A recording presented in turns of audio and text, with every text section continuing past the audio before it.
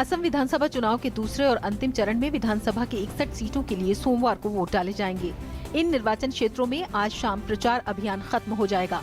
1 करोड़ से अधिक मतदाता 525 उम्मीदवारों के राजनीतिक भाग्य का फैसला करेंगे। पश्चिम बंगाल विधानसभा की 31 सीटों के लिए सोमवार को होने वाले मतदान के लिए पश्चिमी मेदिनीपुर, बांकुड़ा और बर्धमान में आज चुनाव प्रचार का आखिरी दिन है। विभिन्न राजनीतिक दलों के नेता अपनी अपनी पार्टी और प्रत्याशी के पक्ष में चुनाव प्रचार करेंगे।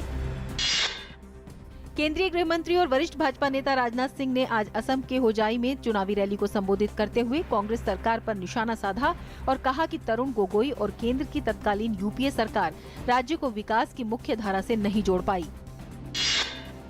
केंद्रीय मंत्री उमा भारती ने कहा है कि केंद्रीय जल आयोग की टीम देश भर के सूखा प्रभावित इलाकों का दौरा करेगी। टीम पानी की उपलब्धता और तैयारियों का आकलन करेगी। महाराष्ट्र के मराठवाड़ा क्षेत्र में विकट परिस्थितियों के बाद मंत्रालय द्वारा उठाया गया ये महत्वपूर्ण कदम है। संसद का अगला सत्र 25 अप्रैल से शुरू होगा। शुक्रवार को लोकसभा और राज्यसभा सचिवालय ने इसकी घोषणा की।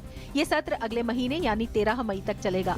राष्ट्रपति द्वारा बजट सत्र के सत्रावसान करने के बाद संसद का ये पूर्णतः नया सत्र होगा। नए सत्र में वित्तीय विधायी कामकाज से संबंधित अनुदान मांगों पर चर्चा होगी। राजस्थान लैंड टाइटल विधेयक पारित करने वाला देश का पहला राज्य बन गया है। राज्य विधानसभा ने राजस्थान शहरी भूमि टाइटल प्रमाणन विधेयक 2016 पारित कर दिया। इसका मतलब है कि नगर निगमों या राज्य विकास प्राधिकरण द्वारा शासित शहरी क्षेत्रों में रहने वाले राज्य के निवासी राज्य सरकार को मामूली शुल्क देकर अपनी भूमि का मालिकाना प्रमाण पत्र ले सकते हैं। राज्य सरकार भारतीय प्रशासनिक सेवा के एक अधिकारी की अध्यक्षता में एक प्राधिकरण का गठन करेगी। उत्तर प्रदेश के लोगों के लिए 1 करोड़ सस्ते एलईडी बल्बों का वितरण किया जाएगा। केंद्रीय ऊर्जा मंत्री पीयूष गोयल ने पूर्वांचल विद्युत वितरण निगम लिमिटेड के प्रबंध निदेशक AK सिंह को कल वाराणसी में वितरित करने का काम सौंपा। इसके वितरण से करीब 45 लाख लोगों को फायदा होगा। इस बल्ब का मूल्य 80 रुपए रखा गया है। इस मौके पर पीयूष गोयल ने उत्तर प्रदेश में उपभोक्ताओं के लिए राष्ट्रीय ऊर्जा कुशल प्रशंसक कार्यक्रम की शुरुआत की। उत्तर प्रदेश पहला ऐसा राज्य है जहां एलईडी बल्ब को वेट से बाहर रखा गया है। आयुष मंत्री श्रीपद नाइक ने कहा कि पूरे देश में all India institute of homeopathy खोले जाएंगे। साथ ही उन्होंने कहा कि आयुष मंत्रालय में कैंसर की रोकथाम के कार्यक्रम को आगे बढ़ाने के लिए अमेरिकी विशेषज्ञों की राय ली जा रही है।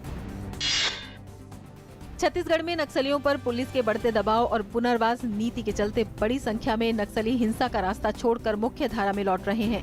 इसी कड़ी में नक्सलियों के आत्मसमर्पण का सिलसिला भी चल रहा है। दोरनापाल में 11 महिलाओं समेत 122 नक्सलियों ने समर्पण कर दिया।